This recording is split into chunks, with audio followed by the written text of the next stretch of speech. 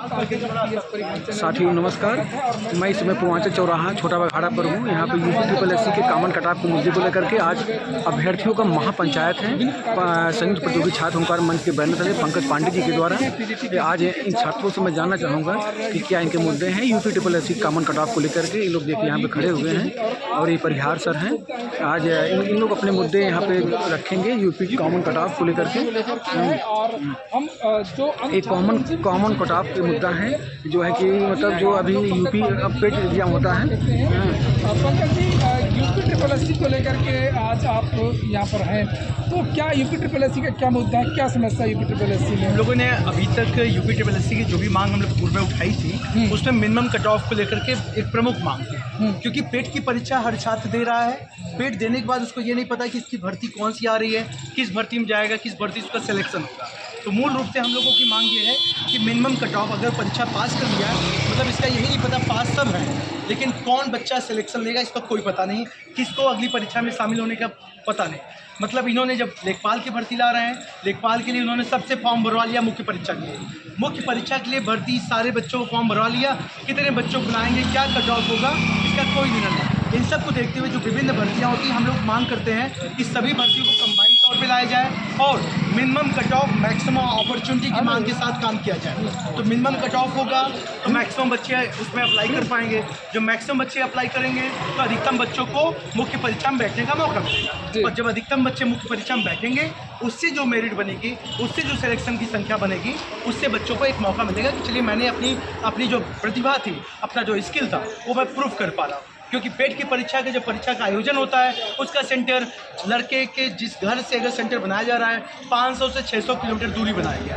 बच्चों की असुविधा में परीक्षा सेंटर बनाए जाते हैं। उस असुविधा में बच्चा परीक्षा सेंटर में किसी मुश्किल से पहुंचता है, किसी तरीके से परीक्षा में अपीयर होता है, मार्क्स कम ज़्यादा होने के चांसेस ज़्यादा होते हैं। और पेट की जो परीक्षा होती है वो एक स्क्रीनिंग परीक्षा है, मतलब इसका फाइनल ज्वाइनिंग से कोई मतलब नहीं है। तो अतः हम लोग की जो मूल मांग है उस मूल मांग में minimum cut off, maximum opportunity है और लोअर हो या लेखपाल की भर्ती है।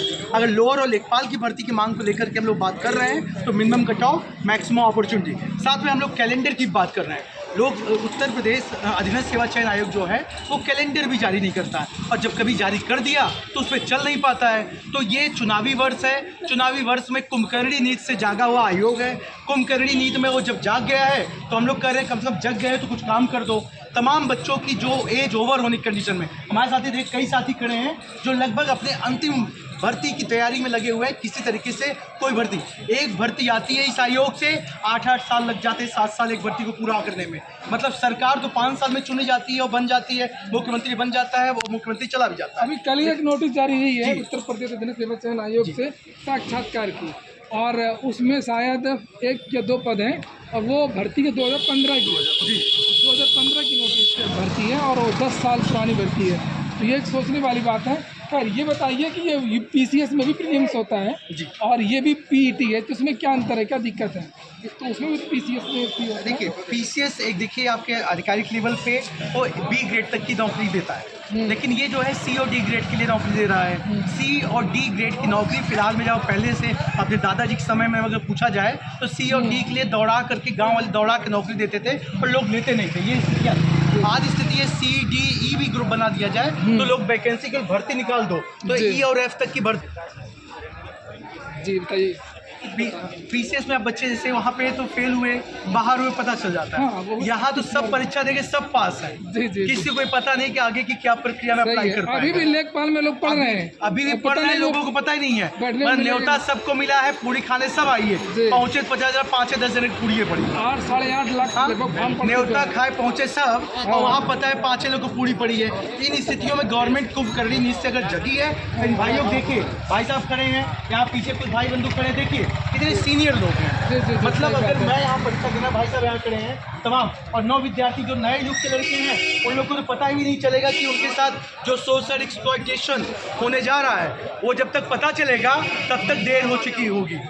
इन स्थितियों में क्या करेंगे बच्चे? तो हम लोग मांग ये करते हैं शांतिपूर्ण तरीके से, चुनावी वर्ष है, कुंभकर्णी नीति से जग गया है आयोग, क्योंकि पिछले कई दफ़ा बच्चे वहाँ जाते हैं, मिल नहीं पाते हैं, फिर तमाम प्रशासनिक आधिकारिक कारणों से उनको रोक दिया जाता है। अभी लोग सड़क पर निकल जाए, धरना करें, बच्चे सब बदमाश हैं, मतलब तमाम विसंगतियां पैदा कर दी जाएगी। और आयोग से आएगी भर्ती में इतने त्रुटियां होती, इतनी विसंगतियां होती हैं, बच्चे कोर्ट के दरवाजे दौड़े, तारीख पे तारीख दौड़े। मतलब आज स्थितियां हैं, बस मौका मिले, चटमंगनी पटब्याह की तरह बस मौका मिले कोर्ट भागो। मतलब एक तो आयोग बदमाशी कर रहा है, ऊपर से सरकार इस बदमाशी को तवज्जो दे रही है। इन स्थितियों में हम लोग चाहते हैं हमें कोर्ट कचहरी नहीं टहलना है, हमें कंबाइंड भर्ती लाइए, इंटर लेवल के बच्चों का इंटर लेवल पे, ग्रेजुएशन लेवल की भर्ती ग्रेजुएशन लेवल पे, साथ में कंबाइंड भर्ती के साथ में एक परीक्षा कैलेंडर साल की जारी करिए। और यूपी SSS को लेकर के जो आदेश है जिसके लिए बनाया गया, ये कुंभकर्णी नीति से जगह तमाम भर्तियां जो यूपी SSS से आती हैं उसको साल भर के अंदर पूरा किया जाना, ये श्योर किया जाए।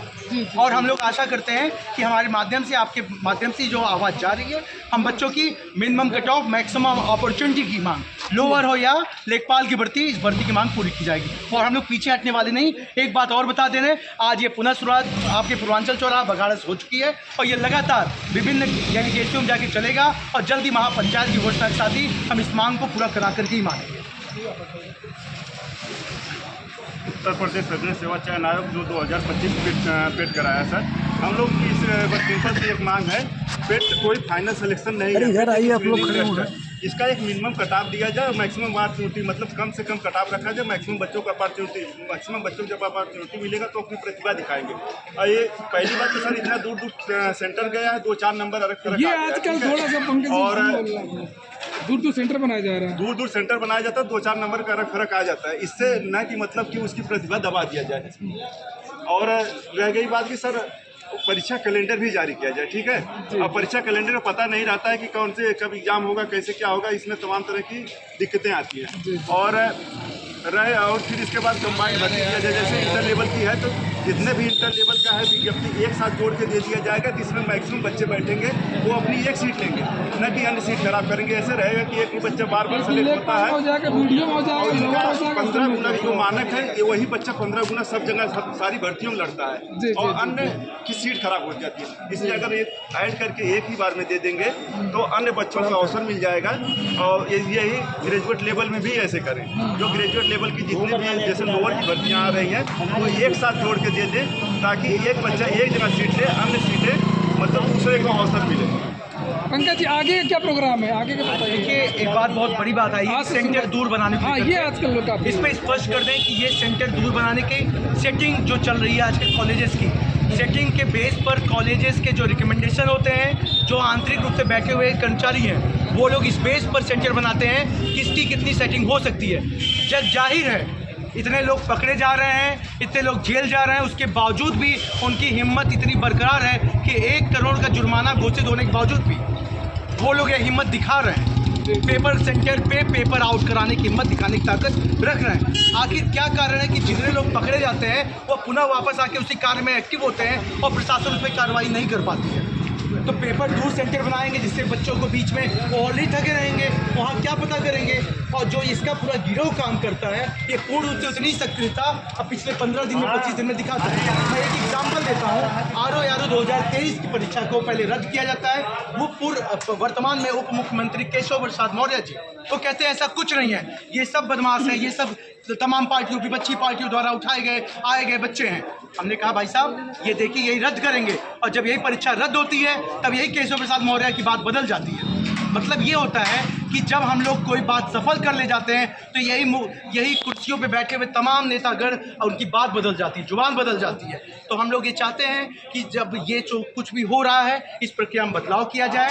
हम लोग नहीं चाहते कि सेंटर को 500, 600, 700 किलोमीटर बनाया जाए। अगर बना रहे हैं तो 100% ट्रेन, बस, मतलब बच्चे का जो एडमिट कार्ड है वो सभी परीक्षाओं में निःशुल्क कर दी जाए। सभी बच्चों के इसमें सबसे बड़ी बात होनी चाहिए कि हम लोगों के एक तो 5 साल में परीक्षा कराते हैं, सभी बच्चों के लिए सभी बच्चों के लिए एडमिट कार्ड बेस पर एकदम निःशुल्क घोषित कर दिया जाए। सब बच्चे परीक्षा देंगे और साथ में आसपास की जितने भी धर्मशाला, स्कूल, सेंटर जो बंद जो सरकारी संस्थान होते हैं उसको निःशुल्क रूप से छात्रों को रुकने ठहरने की व्यवस्था प्रशासनिक स्तर पर की जानी चाहिए। क्योंकि अब तक क्या होता है, ये तमाम होटलों से कमीशन खा करके छात्रों के सेंटर बनाए जाते हैं, तमाम होटलों, बड़े होटलों चलाने के लिए, प्राइवेट बसें चलाने के लिए। आप देखते हैं वो सेंटर इसलिए बनाए जाते हैं, होटल की कमाई पता कर लीजिएगा, वही होटल का कमरा 500 रुपये रहता है, अच्छा जब लगा ना, सेंटर आप पड़ता है मुझे उसी 500 होटल रुपये का कमरा 5-5 हज़ार का हो जाता है। वो बच्चे कैसे सर्वाइव करेंगे? सही सही। यहाँ बच्चों का कमरा 500 रुपये 300 रुपये कमरा किराया, आज 5000 10,000 कमरा किराए पे। किसी लॉज का विजिट कर लीजिए, बच्चे किस स्तर पे रह रहे हैं, उनकी लाइफ स्टाइल पता चल जाएगी। जी जी। एक बच्चा 10 साल तैयारी करके इंतजार करे, एक भर्ती फॉर्म 10 साल पहले भरा था और 10 साल बाद एडमिट कार्ड आ रहा है। आयुध भंडार का हम लोगों ने फॉर्म डाला था, 2011 में डाला था, 2020 में उसका एडमिट कार्ड आया था। आयुध भंडार तब आता था कि 8वीं 9वीं 12वीं पास आइए भर्ती लीजिए। अब आज वही स्थिति यूपी ट्रिपल की है। चुनाव पास में आ गया, चुनाव नज़दीक है, तो इनकी भर्ती प्रक्रिया तेज हुई, लेकिन कोई क्लियर नहीं है कि कौन बच्चे अंदर होंगे, कौन बच्चे बाहर होंगे। इन सारी बातों को लेकर के हम स्पष्ट कह दे रहे हैं, उत्तर प्रदेश सरकार ये संज्ञान में ले कि छात्र कभी किसी के नहीं थे और कभी किसी के नहीं रहेंगे। आज तुम हो, कल कोई और होगा। आज तुम हो, कल कोई और होगा। मैं तो यहाँ से पूर्वांचल चौराहे का इतिहास रहा है, जब जब यहाँ से बिगुल बजा है, हम इसमें कभी पीछे एनटीपीसी आंदोलन भी हम लोग यहीं से लीड करवाए हैं। हम लोग यहाँ से तमाम आंदोलनों को आगे बढ़ाए हैं और जीते भी हैं। तो हम यही यहाँ से संदेश देना चाहते हैं कि पूर्वांचल चौराहे बघाड़ा से अगर ये संदेश जा रहा है तो minimum cut off maximum opportunity की इस आवाज़ को आम छात्रों की आवाज़ है। ये किसी पार्टी से, किसी संगठन से फंडेड नहीं है। ये केवल अपनी बात को रखना चाहते हैं कि हमको मुख्य परीक्षा में शामिल होने का सभी को मौका मिले, एडमिट कार्ड बेस पे सभी को निःशुल्क यात्रा करने का मौका मिले। आसपास जितने भी सरकारी धर्मशालाएं हैं, जिस प्रकार से आप धर्म नगरी बनाने के लिए सब निःशुल्क करते हैं, छात्रों के लिए निःशुल्क व्यवस्था कराने की व्यवस्था ये सरकार या एडमिनिस्ट्रेशन करवाए। ये हमारी पूर्ण मांग है। और साथ में हम लोग कंबाइंड भर्ती, ग्रेजुएशन लेवल की अलग और इंटर लेवल की अलग भर्ती ला करके और स्पेशल भर्ती अलग, उन सब की एक कॉमन मेरिट बना करके सब बच्चों को शामिल मौका दिया जाए और यूपी ट्रिपल कैलेंडर जारी करे, ये स्पष्ट मांग है। और इसी सब चीज़ को लेकर के हम लोग लगातार इस मुहिम को 1 हफ्ते चलाते रहेंगे विभिन्न डेलीगेसियों में। अगर आप सब तक आवाज़ पहुंच रही है, UP triple common cut off, minimum cut off, maximum opportunity की इस आवाज़ को आगे बढ़ाइए और जल्द से जल्द इस आंदोलन को जीत दिलाने में आप सभी छात्रों का सहयोग चाहिए। PS परिहार सर का चैनल को सब्सक्राइब करिए, उसके माध्यम से आपको तमाम न्यूज़ मिलती रहेगी। आपके बीच में तमाम शिक्षकगण खड़े हैं, जज खड़े हैं और तमाम और लोग आपकी कोऑपरेशन करें। हम चाहेंगे कोई पीछे ना हटे। ये आंदोलन केवल मेरा नहीं है, ये आंदोलन आप सभी का है। हम अपने इस वजूद को बनाने के लिए हम इस वजूद में हैं कि आपको मौका मिले और इलाहाबाद जितना जल्दी छूटे वो आपके हक और हुकूम की लड़ाई को जीतने के लिए साथ बढ़ाए। बस इतनी बात कहूँगा, बाकी आगे लोग अब ऐसा ना, अब छोटे बुद्धि सबसे अलग अलग भर्ती लड़के हैं ना, हाँ भर्ती से संबंधित क्या समस्या है उसको लेकर बंद कर दो इसको।